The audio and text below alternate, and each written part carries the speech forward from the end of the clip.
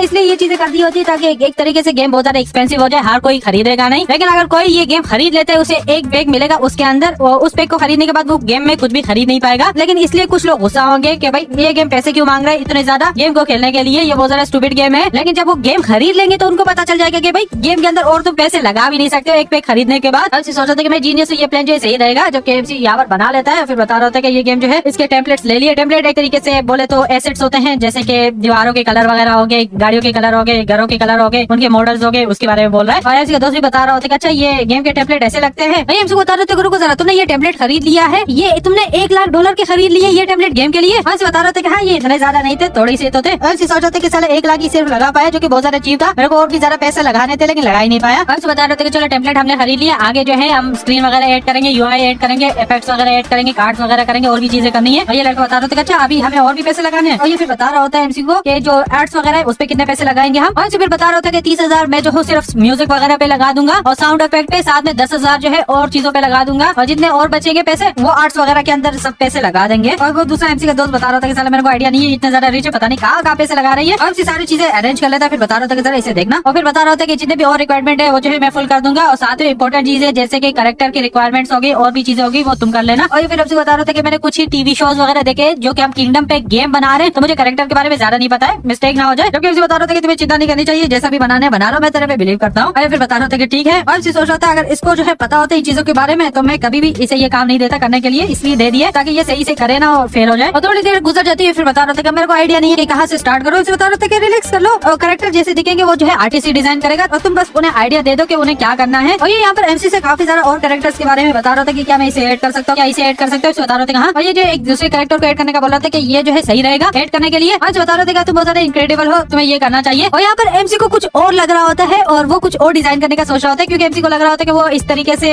मतलब डिजाइन करेगा लोगों को, लेकिन वो जो है दूसरे तरीके से डिजाइन कर रहा है। और सोच रहा था अगर इस तरीके से कैरेक्टर डिजाइन करेगा तो बहुत ज्यादा घटिया लगने वाले। और यहाँ पर आ जाता है जहाँ पर कैरेक्टर्स वगैरह बना सकते हैं, चीबी कैरेक्टर जो कि छोटे कैरेक्टर्स होते हैं उन्हें